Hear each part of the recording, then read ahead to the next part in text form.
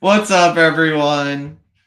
It's Will and Dean. I'm here with Jeffrey from Only Talk Sports to talk some college football. And the first topic that everyone's talking about right now, everyone's dunking on them. It's Penn State. Like everyone's just burying Penn State in their embarrassment that's going on right now.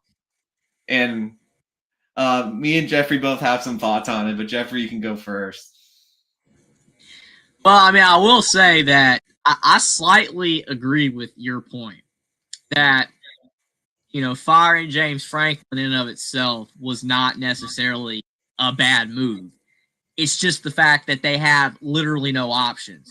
Now, I slightly agree with that. I also slightly disagree because I still think they shouldn't have fired James Franklin at all.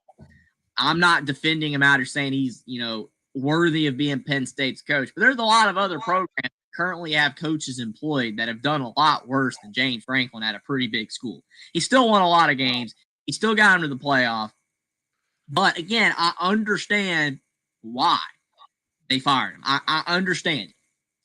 But if you literally, like, when you fire a coach, you need to have an option. Like, a lot of times it's kind of nice to say, because look at all these players. They're committed to schools, right? And then other schools are contacting them. Hey, you going to come over here? Well, that's kind of what Penn State needed to do. Instead of just firing James Franklin because they got all in a hissy fit over losing to UCLA, what they should have done was call people. And if somebody like Kurt Cignetti, which again, thank goodness Kurt Cignetti's not Lane Kiffin, but if Kurt Cignetti was like, yeah, I'll go to Penn State, then yeah, it would have made sense to fire James Franklin and then they get Kurt Cignetti or something like that. Which I know that some people probably push back on me and say, well, hey, maybe they did, and that person like reneged, right? Backed off. But at the same time, I don't know, dude. Like Penn State clearly did not know what the heck they were doing, and the more that this is surfacing with their AD and all this other crap, it ain't looking good. Like a complete mess and a complete disaster. That's even worse than LSU even getting the governor involved. Obviously, like LSU, they got the villain, right? They got Lane. But Penn State's got no options. They got nobody. Like you couldn't even get Kalani Satake. That Mormon money, man. That Mormon money.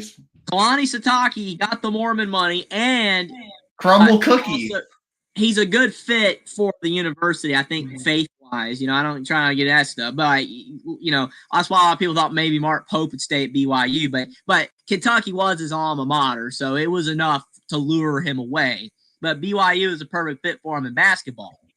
But Satake's a good fit at BYU football, but like you said, crumble and that other thing. Yeah, those CEOs, those guys. Did you see at Virginia Tech's like signing day event? James Franklin bought crumble cookies for the media as a slight at Penn State. Oh my gosh, that's good. That is good. Mm-hmm. Oh man, I don't know though, man. To me though, like if you're Penn State and you did not have a guy lined up, then you should not have fired Franklin. And I mean, I guess you could say in their defense, these other teams had not fired their coach yet. So, they thought maybe they'd have a bigger candidate pool. I don't know. But the thing is that once LSU opened and Florida opened, jobs open, they were cooked. I mean, like, who's there? I haven't looked at the betting odds, but who's the favorite now that's Brian Dable from the New York Giants is the betting favorite right now. Okay. Okay. Yeah, that's a fall from Kurt Cignetti, I would say. I don't know, man. I don't like that. I mean, they tried Heupel, man. They tried Heupel. They tried Satake. They've tried Cignetti. They tried Kiffin, DeBoer, they claim. All these dudes. Like Chesney. I don't know how serious that was. Well, the thing is about Chesney is they didn't ask him before UCLA, and he said he would have took the Penn State job if they would have actually valued him as a coach, but they had him as the last second option, and he's like, no, man, screw you. Well, you know why they had him as a last second option? Because they didn't want a guy who was a group of five. Yeah, they wanted a big time coach, right? I mean, Bean says right here, it just cracks me up. Like, I don't know. Bean is always good at firing me up. So I don't know if he's literally meaning this or if it's just a joke. But Penn State had Cignetti lined up.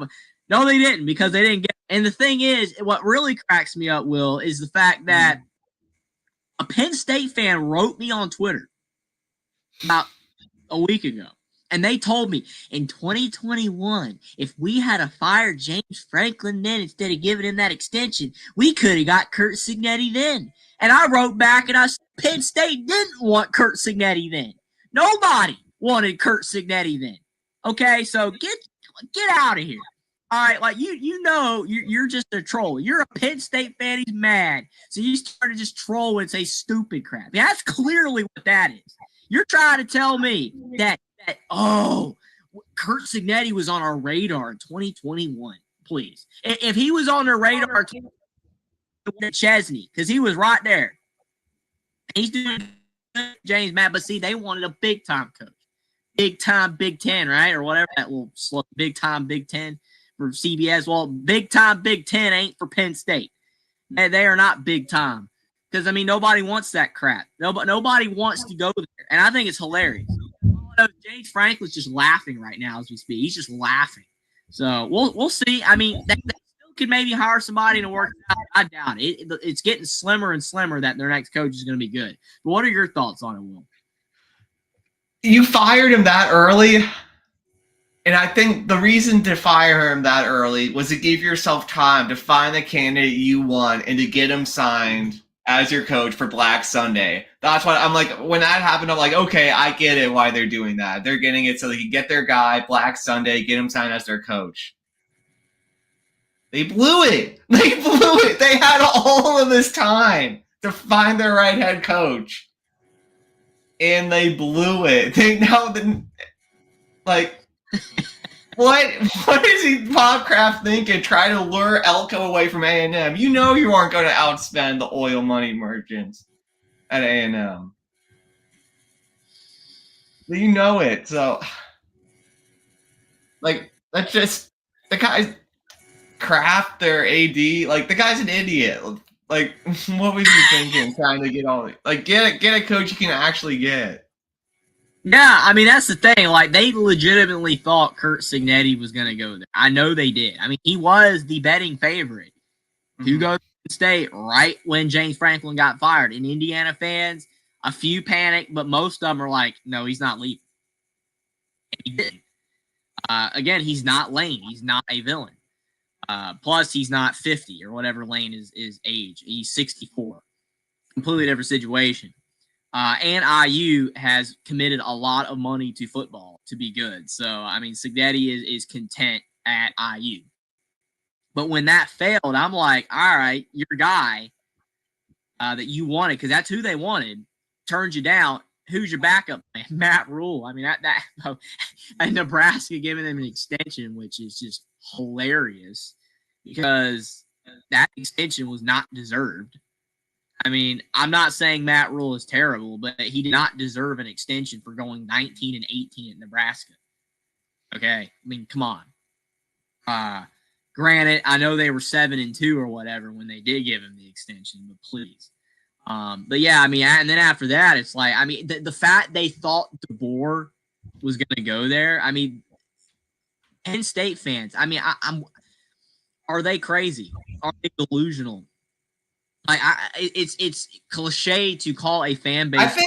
I'm not sure it's the fan base. I think the main problem is the delusion starts from the AD. He was the delusion one, and he like brought his delusion onto the fan base. Well, I think that's a big shame. Part of it. That is a darn shame, Will, because like I hate to see it. Like, it saddens me that they were fooled. You know, they got snowballed is what they, because they have no options. I'm see if I'm pulled up right now. See if there's updated odds right now. Penn State.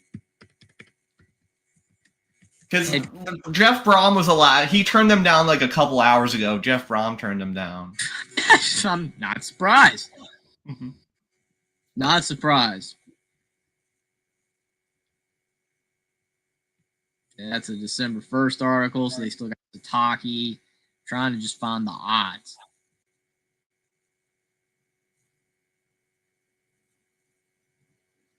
Yeah, all these articles are old. I'm trying to find like current odds.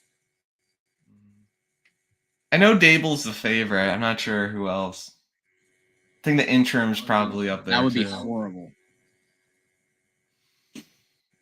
Well, he's not employed, so he can't get a raise from his current job. Nick Saban urges Penn State to hire Brian Dable.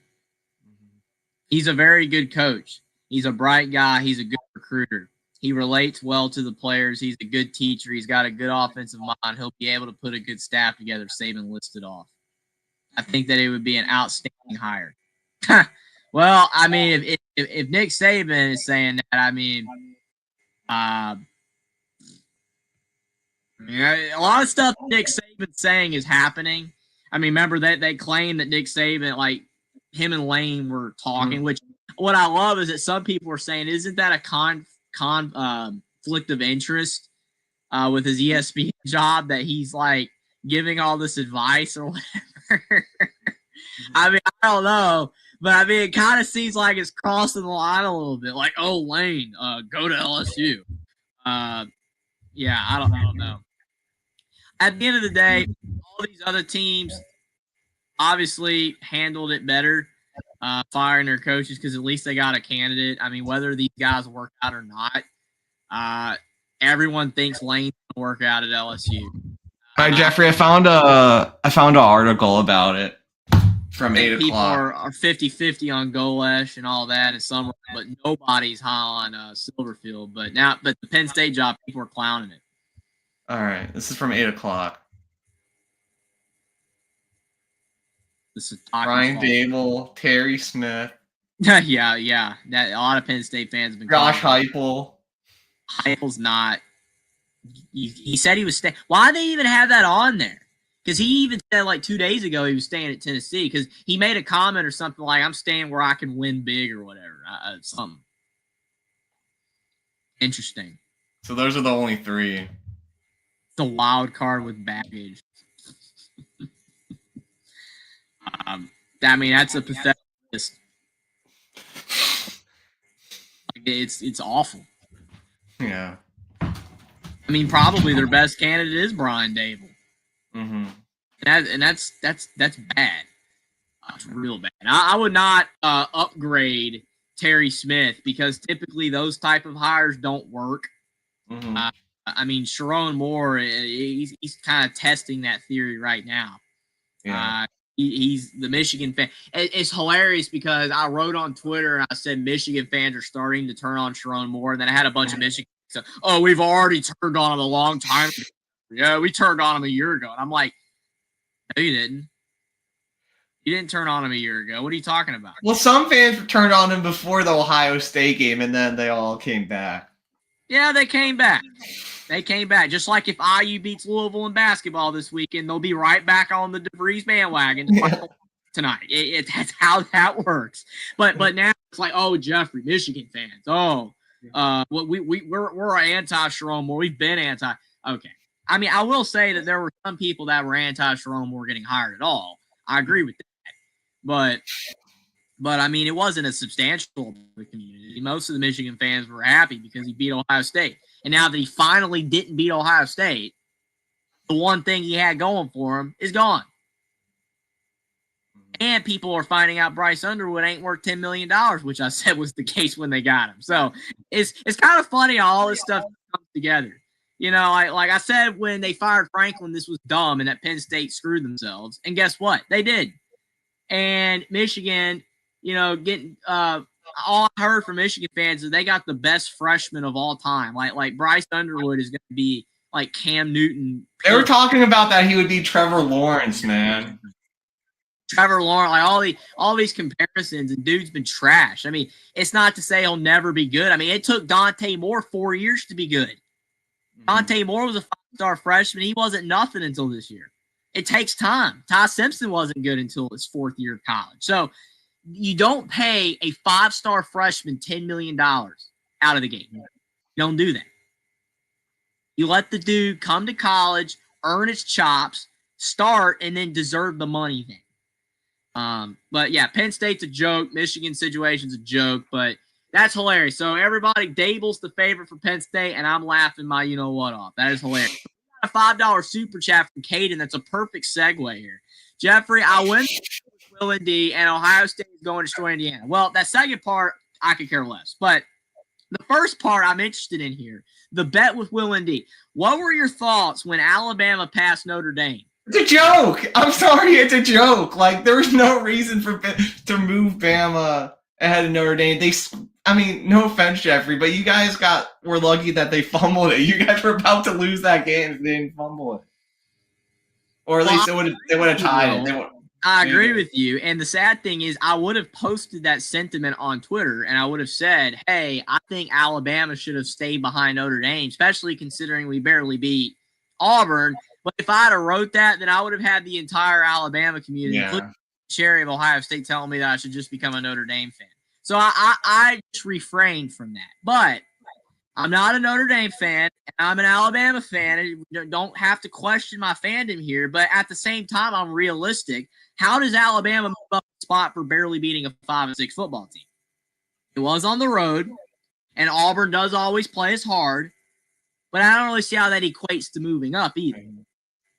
Now, if you're looking at the entire resumes, yeah, I think Alabama's resume is better than Notre Dame's. Yes, I do. I think that is better. Notre Dame's best win is over USC, and we've got 4 ranked wins. I mean, and the Georgia win on the road is massively better than anything Notre Dame has done. The flip side, though, is that Notre Dame, their 2 losses are to top 15 teams. Alabama lost to Florida State. The Florida State loss just week 1, whatever. But Oklahoma at home was not ideal either. I don't know. I think Alabama's resume is better than Notre Dame's, but if Alabama, even with the Oklahoma loss, if they felt that they should have been ranked ahead of Notre Dame, then they should have never ranked Notre Dame ahead of Alabama in the first place just to switch them. Because Notre Dame's been ranked ahead of Alabama for 2 weeks now. Until now, we're flipping it. It's not like Alabama beat Auburn by 40 and then Notre Dame beat Stanford by 7. Then you can make, okay. But I don't know. I don't get it. All I know is that even though I've been saying Notre Dame is fine, and I still do think they are fine, yeah. Because that move right there is we're flirting with Notre Dame here. Because Notre Dame and Miami are so many spots apart. Notre Dame is like 3 spots ahead of Miami, even though Miami beat them head to head. We'll shrink that one. BYU beat Tech. Let's shrink that one. Now you got them right next to each other. And then what are they going to do? Miami's in over Notre Dame. I'm not saying that's going to happen. I don't think it's going to happen. But it is suspicious that they switched them. Because now Notre Dame's on the edge. They're on the edge. I mean, they're 10. You'd be like, 12 teams, right? The problem is that 2 teams below Notre Dame in the rankings are going to get in. Correct? So you talk about whether it's Virginia of the ACC or if Duke wins, then you get the 2 group of 5s, like maybe James Madison or, your Tulane, Texas or whatever. Those 2 teams would get in. So that's 2. Notre Dame would be the last team in right now in that scenario. And that's not including if BYU beats Texas Tech. Because if BYU beats Texas Tech, that blows this whole thing up. Then that moves Notre Dame out. We don't know what's going to happen with Bama either. If Bama beats Georgia, they're in. If Bama loses to Georgia, are they going to have Alabama out of the playoffs? Are they going to keep them in with 3 losses? Because they value these championship games. Look at SMU. They kept SMU in last year. I understand 2 losses versus 3. It's going to be very interesting. Notre Dame is rooting for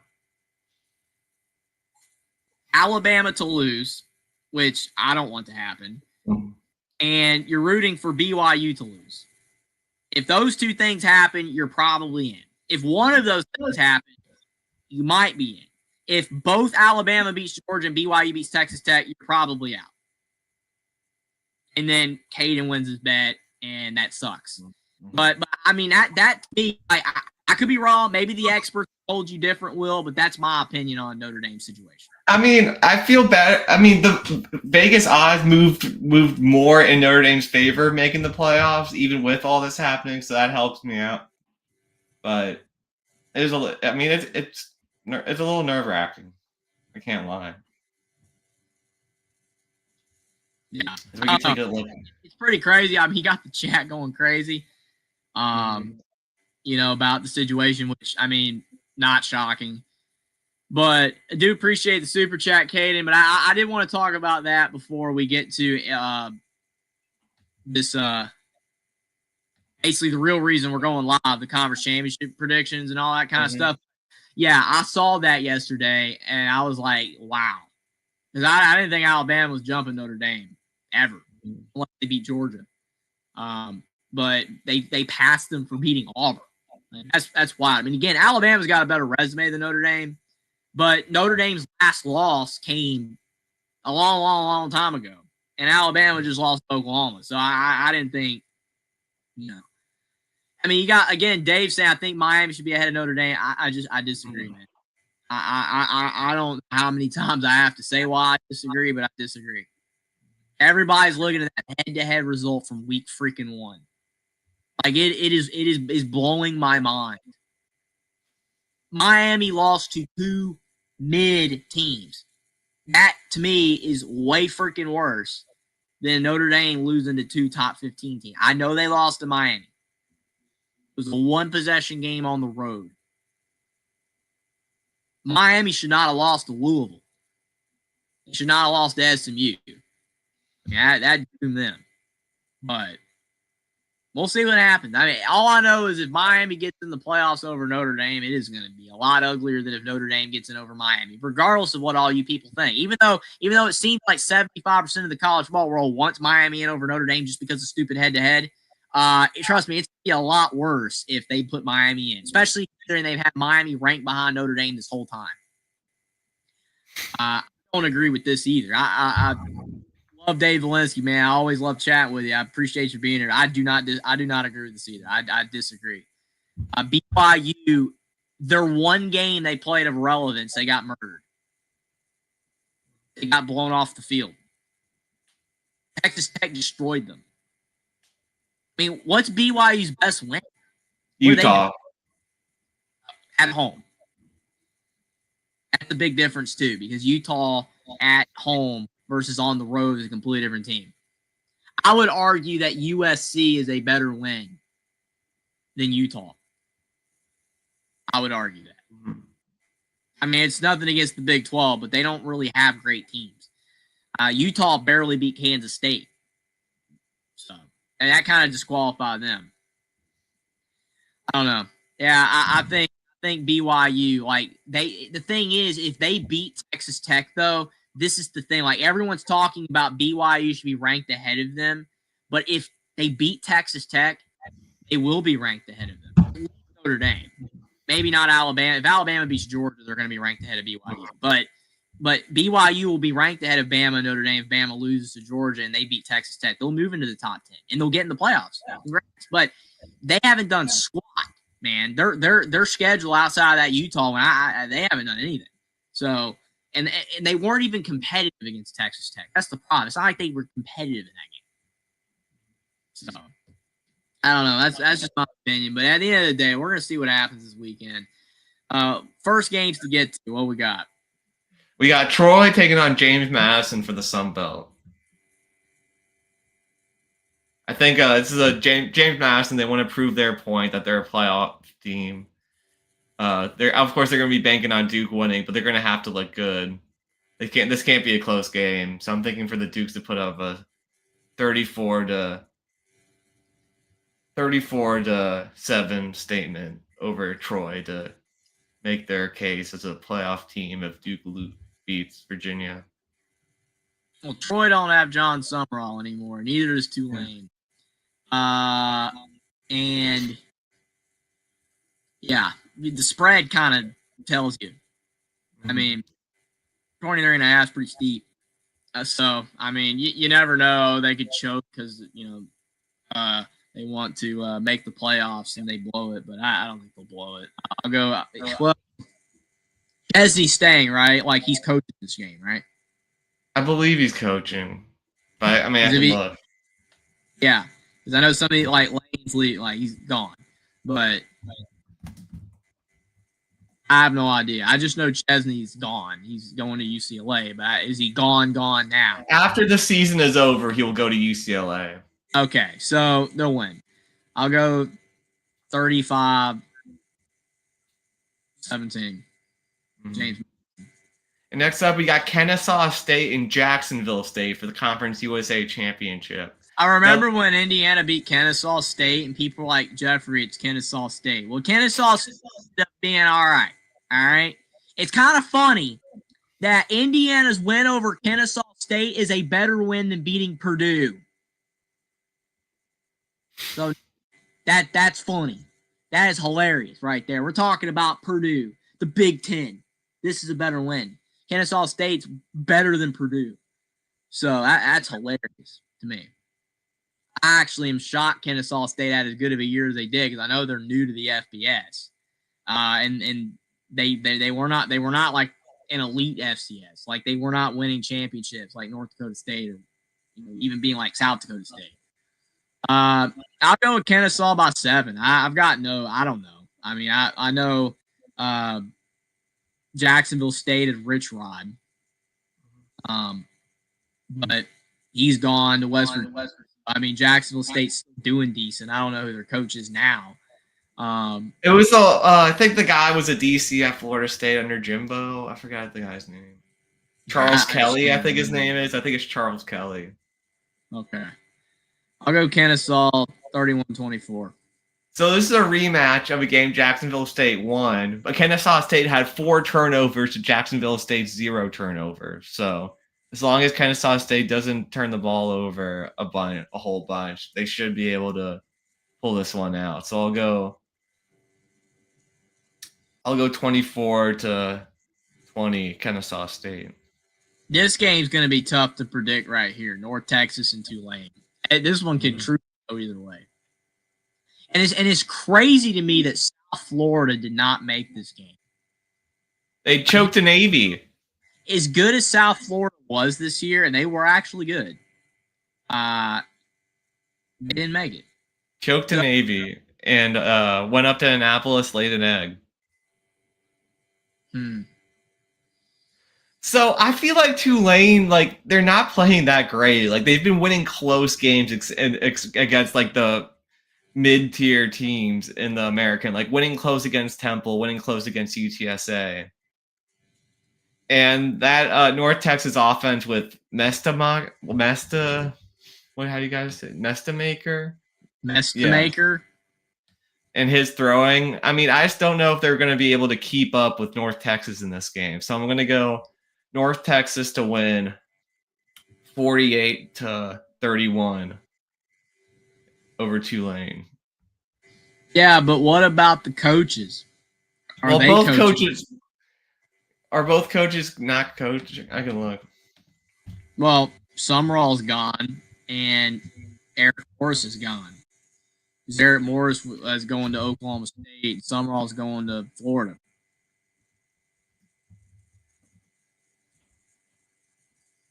The coaches will be coaching in the game, although they are leaving for new jobs. Yeah. So Tulane has been here before. And they've had key moments, man. Like, obviously they beat USC that one year, which that was with Fritz, but still, they've been very competitive the last 5 to 6 years. And they got the dude from BYU that got kicked out, Retzloff, and he's had a good year. But I do agree that they've had a lot of close calls, I guess. But it's a little bit telling that, Tulane is ranked ahead of him despite having, one more loss. I know that it's because Tulane has been better. Like when you have like that consistency of being solid, then you're going to get more benefit of the doubt. Kind of like Boise, Boise, Tulane, stuff like that. So North Texas, I know they're great on offense, but I know they give up a lot of points too. Defensively, they give up a lot of points. They're kind of like they're almost like the Group of 5 version of the old Big 12. How those Big 12 games, like Oklahoma State, would be like 63-50. I mean, they put up a lot, man. The best the Bagger did, it's like 600 yards in one game, but I know they give up a lot of points. I don't know. I mean, I haven't really watched either team at all.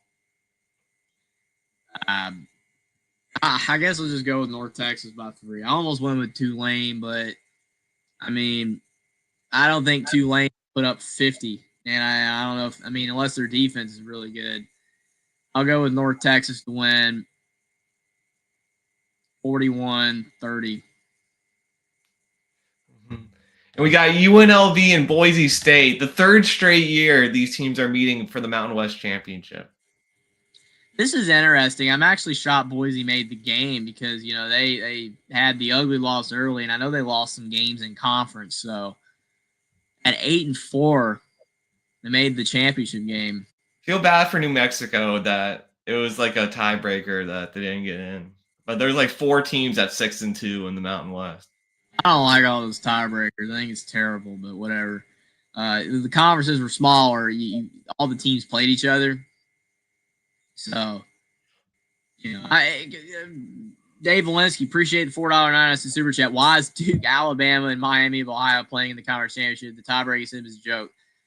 The problem is, and I've said this before, is that the conferences are too big. Mm-hmm. You shrunk the conferences back down, and all the teams played each other. You would not have these tie-breaking scenarios. The tie-breaking scenarios is because you've got these 14 and 16 and 18 team leagues. They got rid of divisions. That's why you got all these tiebreakers. It's stupid. The tiebreakers is dumb. But you got to have the tiebreakers because we don't have any divisions, and all these teams don't play each other, so you have a bunch of teams that go 6-2. It's dumb, but I do appreciate the super chat, Dave. And again, I'm 100% with you on this. Disagree with a couple, things you said earlier. I'm 100% on board with this. You're right. I do not like the tiebreaking stuff. It's crap. But you know what, man? I mean, Boise's been trashed, but UNLV's not that good either. Like they're 10-2, and Dan Mullen did good. But you remember early in the year, right, when they were barely beating like State, and like even later on down the line this year, they just had a lot of games. Like I would flip them on a couple of times on CBS Sport Network at late at night, and they just didn't look all that good. So I'm gonna go with Boise to win 31-24. Mm-hmm. I'm with you. Just the Smurf turf. I mean, both teams aren't like that good this year, but I do think the Smurf turf home field advantage will leave Boise to a 27-24 win. Yeah, and now moving on to the big games here on Saturday. This is your team that you're trying to tell me should be ranked ahead of Alabama and Notre Dame. You're trying to tell me that Alabama and Notre Dame would play at Texas Tech and they'd be a 12.5-point underdog? Really? No. Alabama at Texas Tech would be almost a pick 'em. Texas Tech would maybe be favored, but it'd be very close. Very close. BYU is a 12.5-point underdog.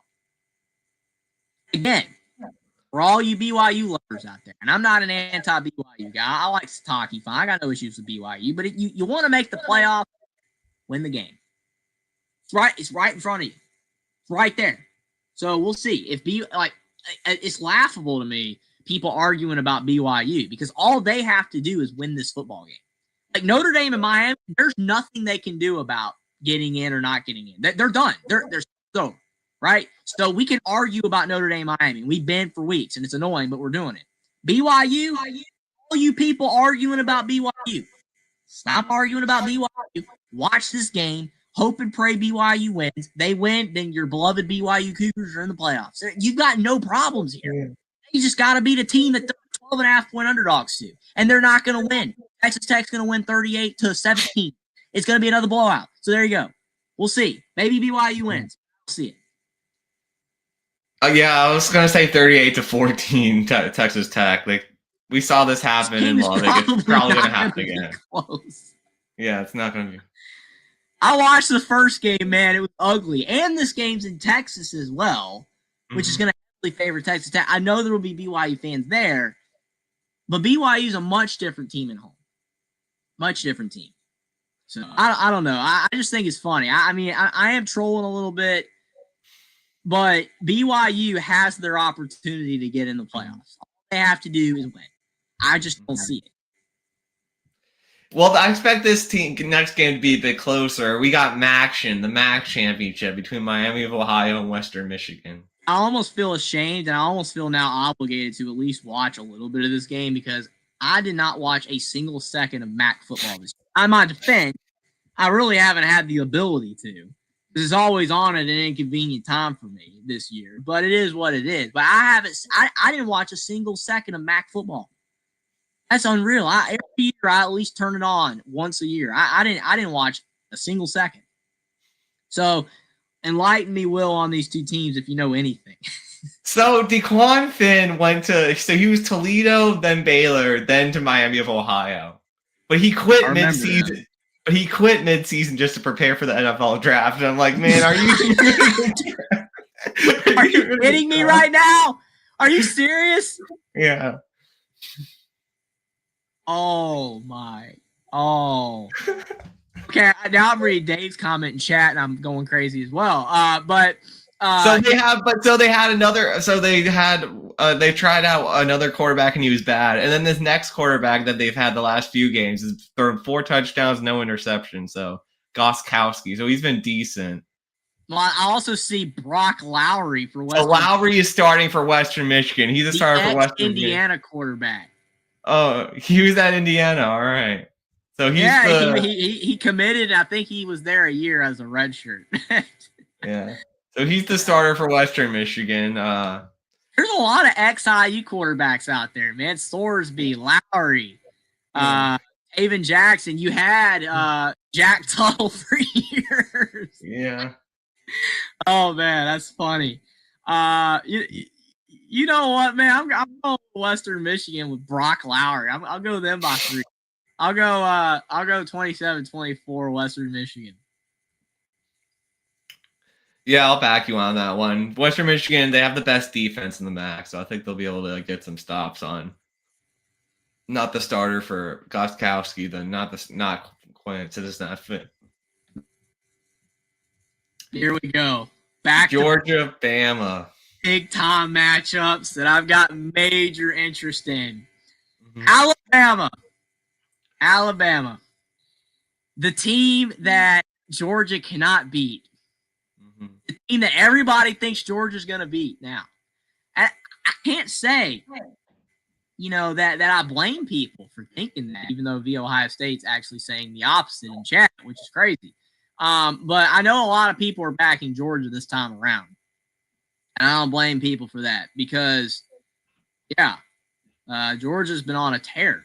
Since they lost to Bama and outside the Florida, whatever the flip that was, they've been looking good. I mean, Georgia's been playing very well. I can't trash them anymore outside of their off-the-field problems. But on the field, they look bad early. But we all know Georgia's playing very well. So much so that there's people out there saying, yeah, Georgia should be ranked ahead of Indiana now. So, whatever. But Alabama, between the Florida State and Oklahoma games, looked great.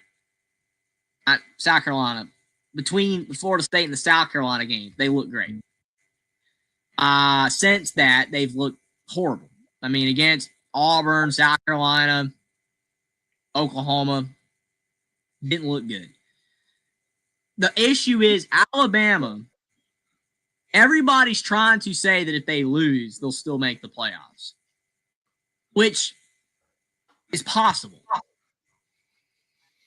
I don't know, though, man. I think there's a shot they get left out, depending on the result. Like, they got to be competitive, man. If it's a nail biter, like down to the wire, then Bama's in probably. But if they get blown out, I think that Georgia, will knock Alabama out of the playoffs. Like, I know people say, it's a loss to them, but I want to hear your prediction. I've got mine, but I want to hear your prediction, Will. I want to see if you're back in Georgia, you trust Kirby to finally beat Bama again, or do you think Bama will get it done again? I just can't trust this Bama team, man. And I think Kirby, I trust Kirby a bit more over DeBoer, especially with the rematch. I think that Georgia's just he'll be able to correct some of the stuff. So I'm gonna go. Also, I think my heart kind of needs Georgia to win this game as well. Come on, man. That should be an excluding factor. That should be an excluding factor, man. Come on. So I'm gonna go ahead. I'm gonna go Georgia to win 27-14 over Alabama. Not even close? Okay. Well, the thing that's cracking me up, Will, my rebuttal to that is how you said you trust Kirby Smart over DeBoer when Kalen DeBoer is 2-0 versus Kirby. Well, in a rematch to make the adjustments, that's why I said that. All I heard. Now, once Saban was gone, Georgia was going to own the SEC. There's no way Alabama would. DeBoer is 2-0. 2-0 against Kirby. I agree, Alabama not looking that good. And I know we got some injury problems. We got Cuevas and Jam. Kirby's an expert at close games, except Bama, though. Except Bama. Alabama knows they need this game. Georgia don't need this game. They're in anyway. They're fine. They are safe. You'd argue it'd be better for them if they lost, right? Because they get the first, they wouldn't get the first round bye anymore, but they get the home game, probably maybe an even easier path. Kind of like how when Penn State lost, to Oregon, they had a good path. Oregon didn't have a good path. It'd almost probably be better for Georgia if they lost, which I know Georgia fans would be laughing at me if they heard that. I'm just saying they could be better. It's all about matchups, man. Alabama knows they need this game. Alabama owns Georgia. And until they can't own Georgia anymore, I am backing Alabama to beat Georgia. Because I've Georgia so many times to beat Bama. And Bama just keeps beating them. So I'm going Alabama.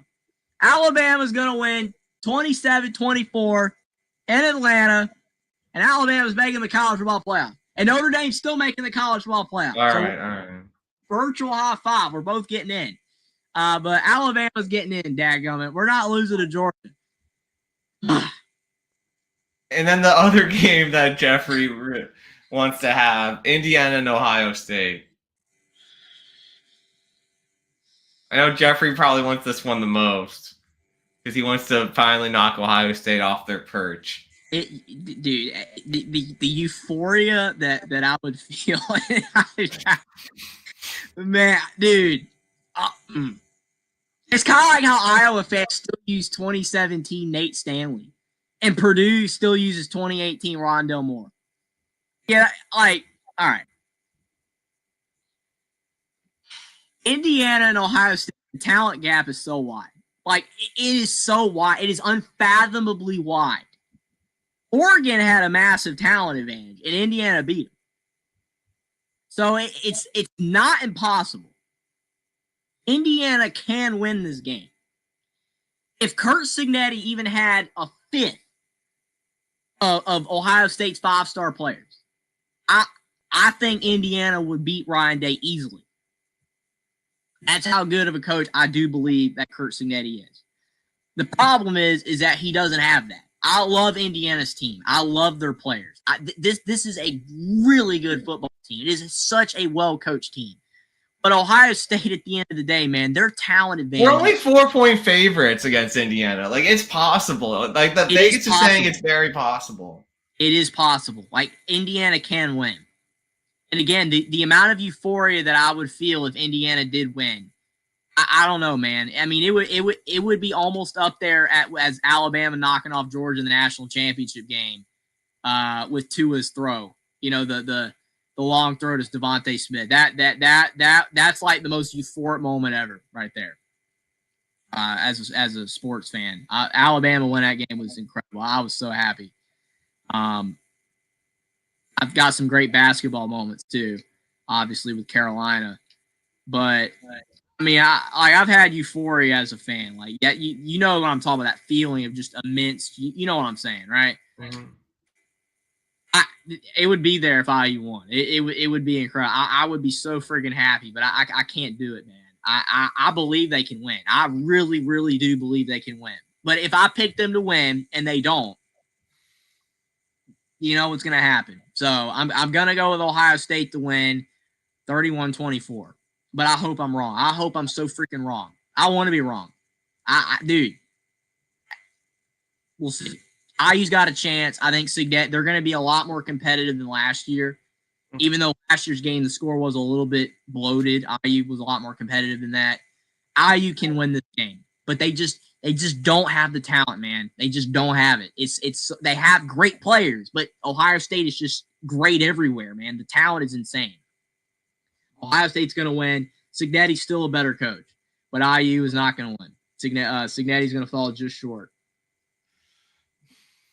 I have a weird feeling that IU is going to win. I don't know why. Like, I have a feeling that IU is going to win. I don't know why. It's just a feeling. Like, Ohio State's going to be overconfident, like they were with Michigan.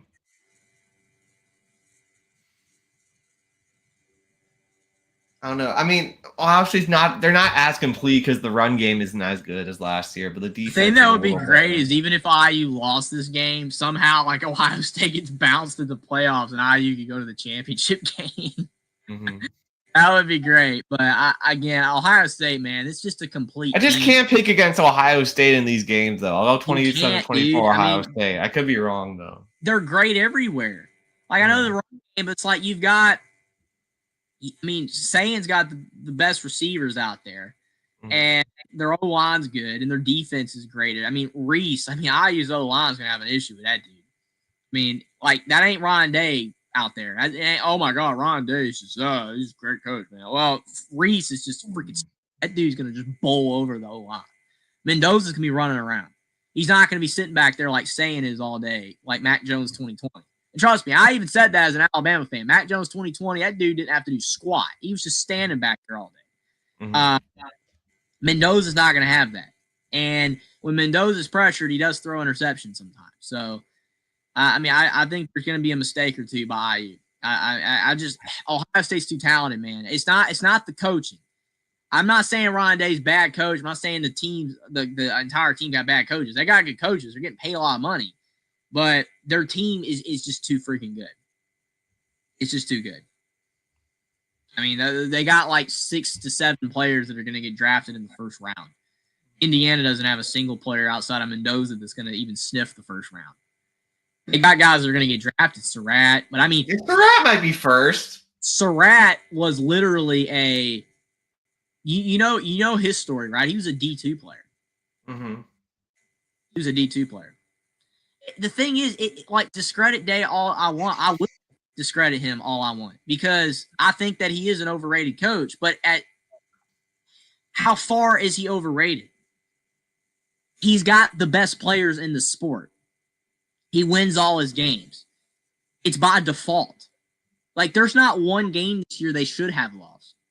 So if he had have lost the game, then Ryan Day would be getting called to be fired. So it's like he did everything that he was supposed to do. I just wish that we could have seen Ryan Day coach a non-elite team. That's why you can give Urban credit. Because he built Utah up. And he had all the success at Florida. And then he had all the success at Ohio State. You can give Saban credit for doing it at Michigan State. I don't sound stupid. Ryan Day is not the best coach in college football, and he never will be, as long as you live. He is not the best coach in college football. He is a good coach, but we have no evidence to prove what he could do without 4- and 5-star players at every freaking position. It's not. He's never done it. He's never had to do that, and he never will.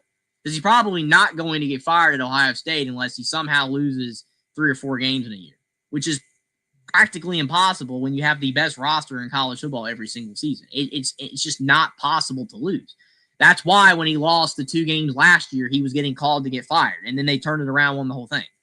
So that's why he's fine. I mean, do you think Ryan Day is the best coach in college football, Will? Do you think he's the best coach in college football?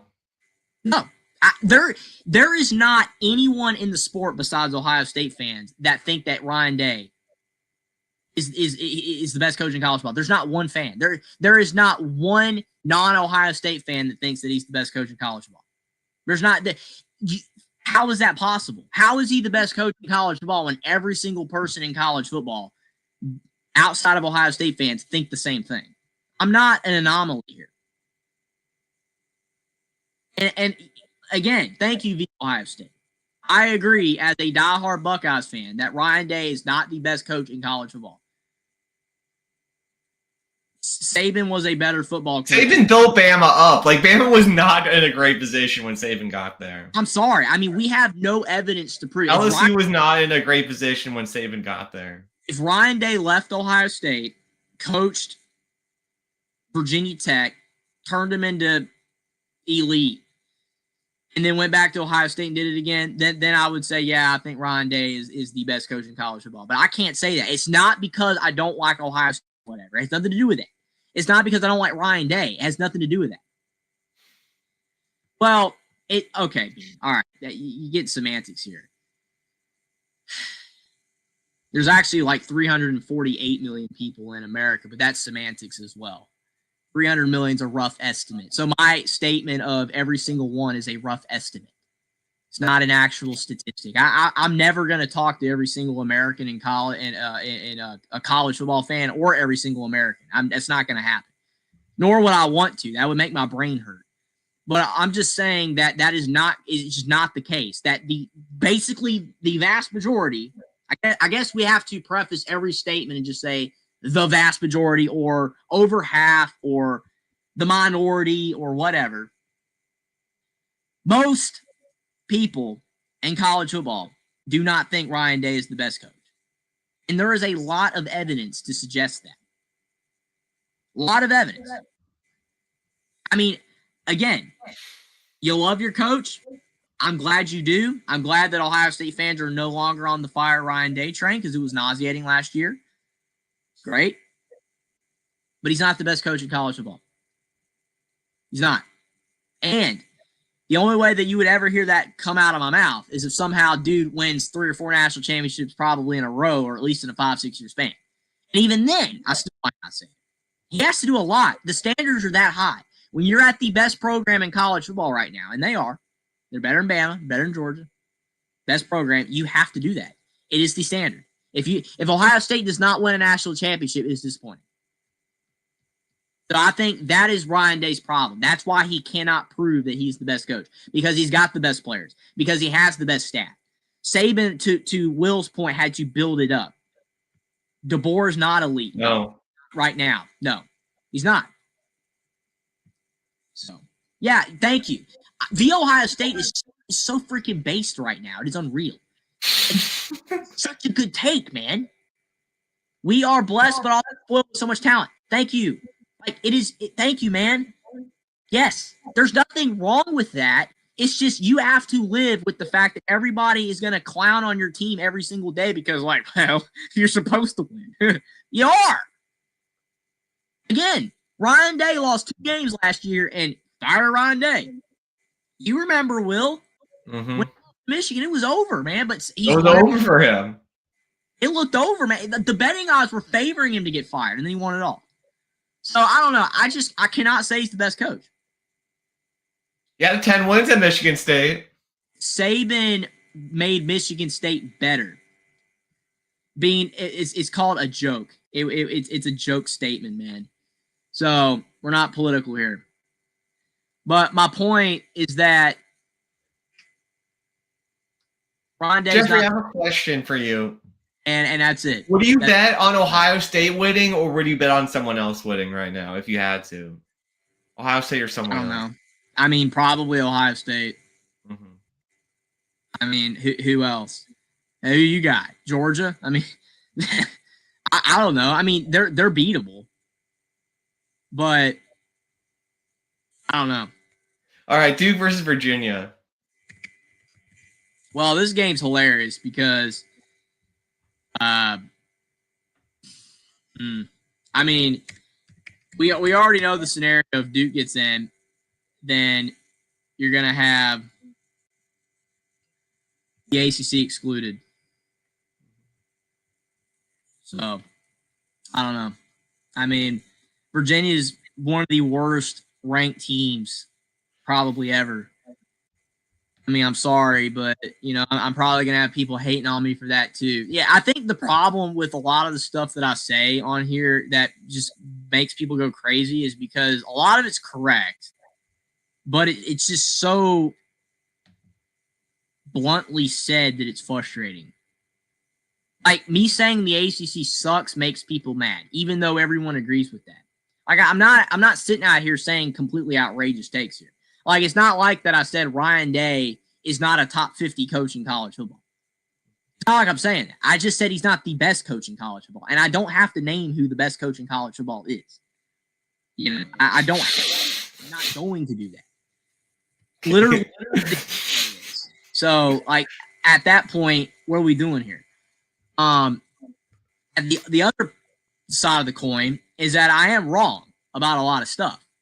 And when I am wrong, then I say that I'm wrong. But I have to be given proof that I am wrong for me to say that I'm wrong. And you can't give me proof that Ron Day is the best coach. You can't give me proof that the ACC doesn't suck when this is your championship game. Sorry. It's the way it is. This is a horrible league. And I know people said Miami should have been able to force their way in, but they didn't deserve to be in, dude. They lost the games. I mean, honestly, I kind of hope Duke wins, to be honest. I just want to see it. I want to see the ACC. I want to see him put the playoff committee in a conundrum. So, I'm going to let you pick. I mean, Virginia won 34-17 against Duke at Duke, so it's just hard for me. That's such a wide margin of victory for Virginia. Like, I think it would be funny if Duke won, but I think it's more likely Virginia wins. So I'll go 34-20 Virginia.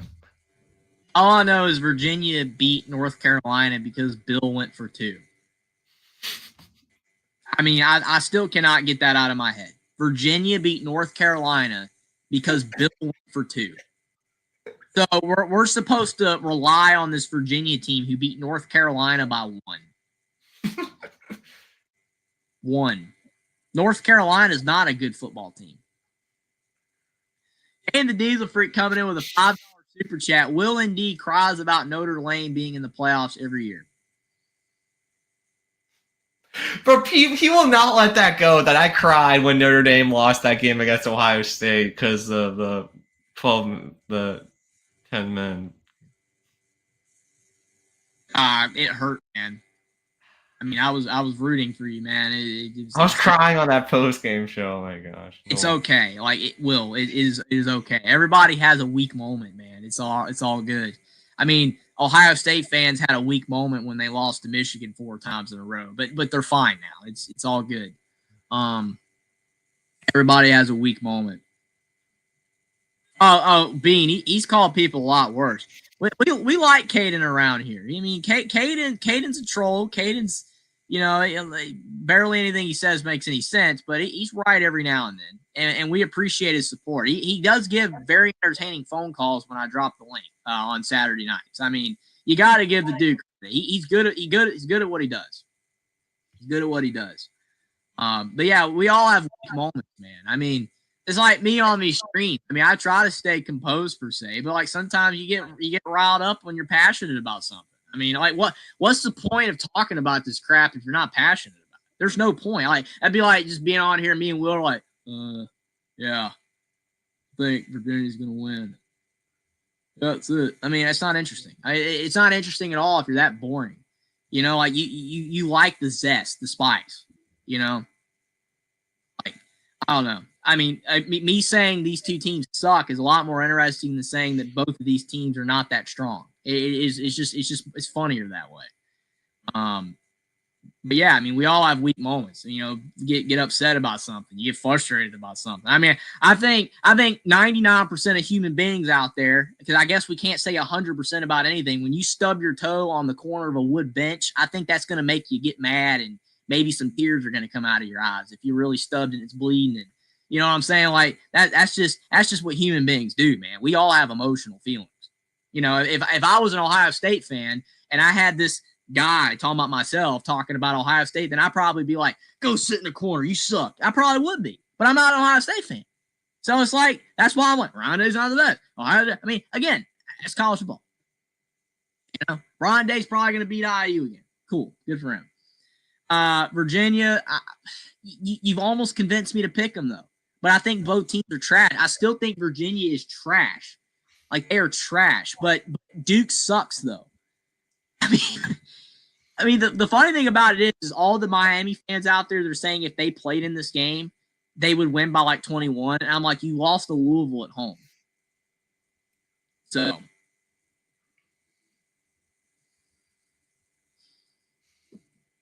24-23 Virginia, just whatever.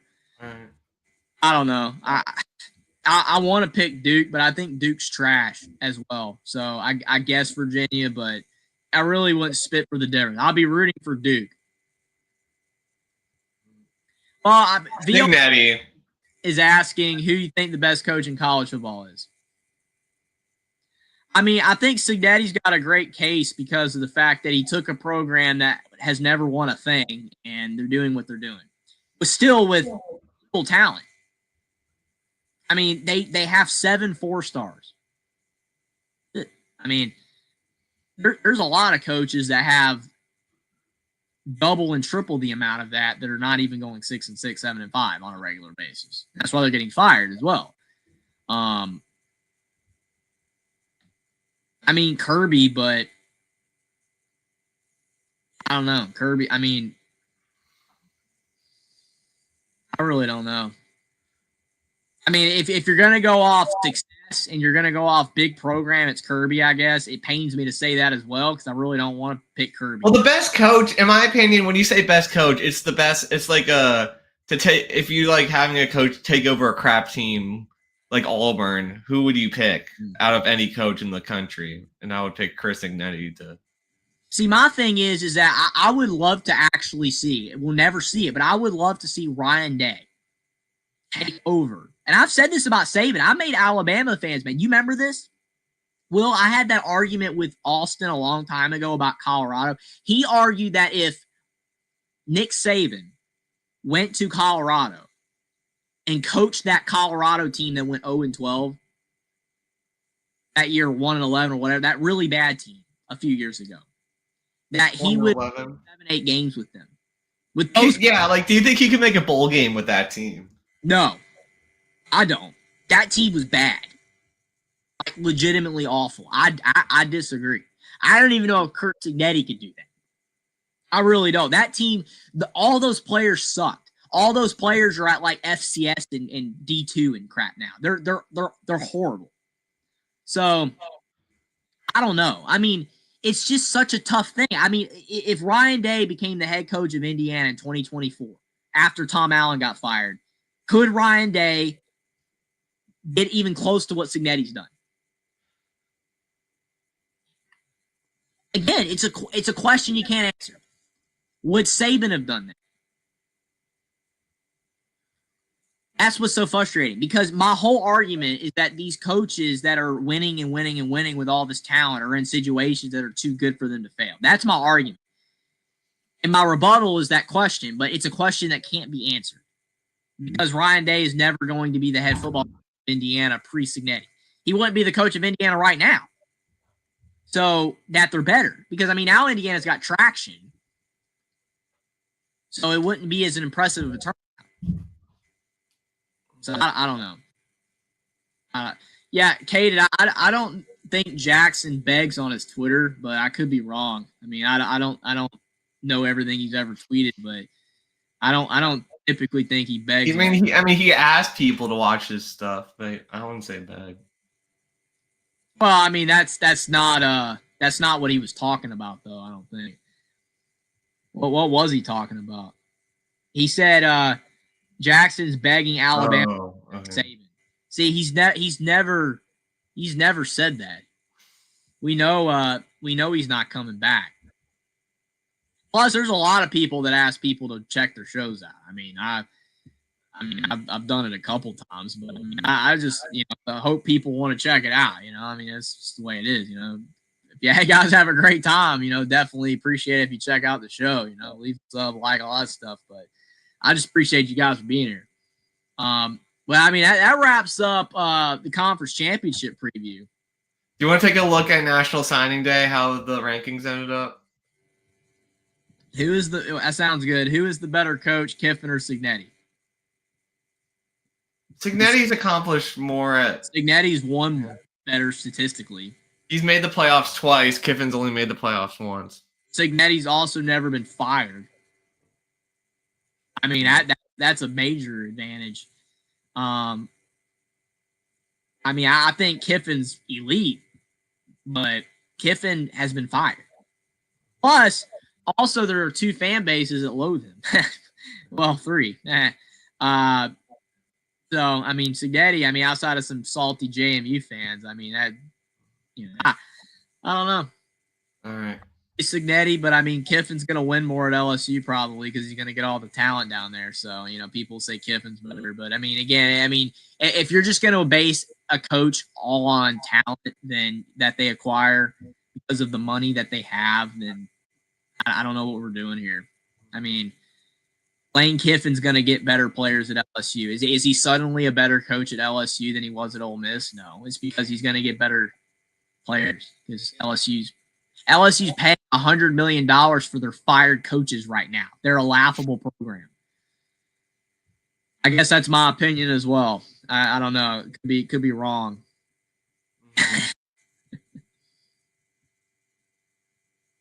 So we got the rankings up here. And top 3 non-SEC programs, which is a bit surprising. Well, I mean, the Big Ten has been doing very good in NIL because of media. And, yeah, I mean, it's a little bit shocking, but I mean, that media rights deal of the Big Ten's crazy, and they got a lot of big donors. I mean, obviously Oregon, we know why Oregon gets players, right? Mm-hmm. Right, and all that. USC, I mean, they say they're really backing Lincoln Riley right now. They're hoping that this recruiting class will be able to turn them around. Mm-hmm. The freshmen don't really play much, right? So, I mean, that vaunted freshman class Billy Napier had, that never got realized. Mm-hmm. Never. I mean, Notre Dame's got a good class. Good for Freeman. I mean,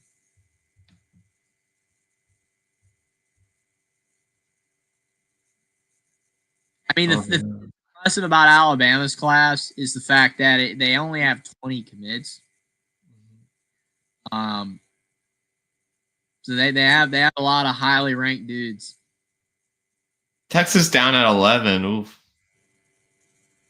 Yeah, the fans gonna call for Sark to get fired for that. Washington at 15. Washington at 50, above Oklahoma. Now look at Bill. 40. Bill! 40 commits, man. 40. Oh my gosh, that's hilarious. Rich Rod. Iowa. Franklin. There it is. Oh, look at that. See, I mean, Cignetti, I mean, he's trying, dude. He's getting some players, but 31. I mean, 31's too low. I mean, that's what I'm saying. Like, IU is up the NIL. IU is up all the, the money. It's all about the money, right?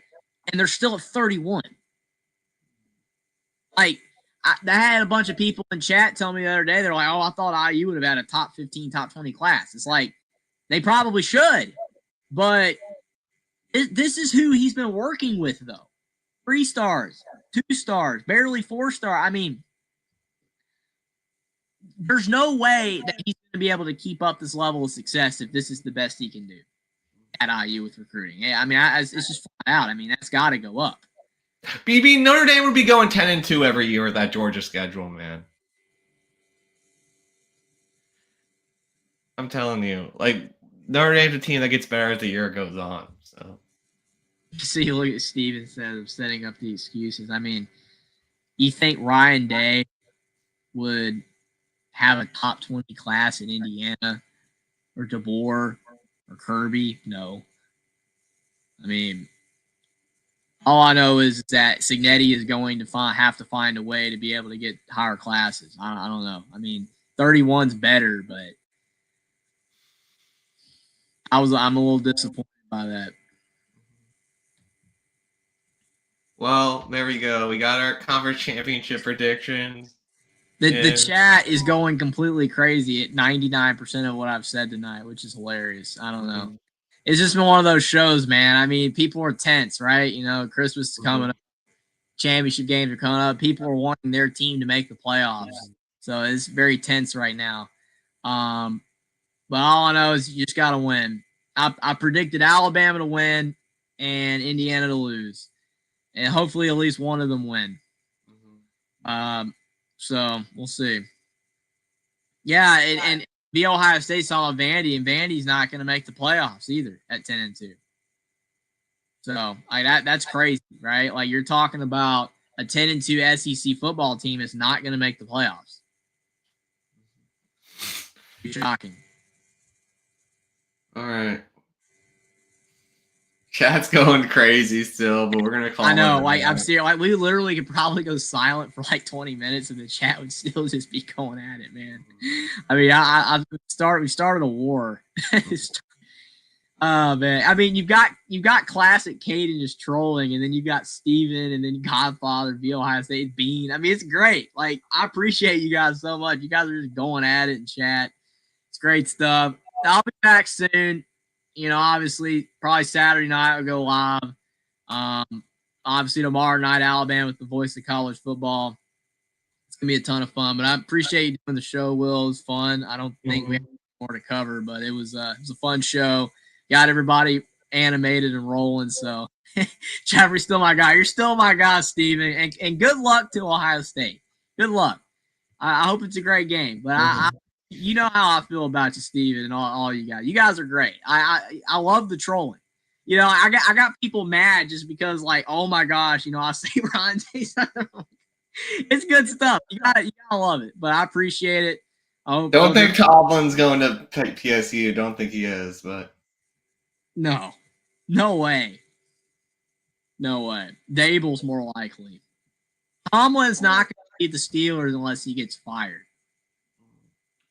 He's not leaving. So. All right. Thanks, everyone. Appreciate everyone.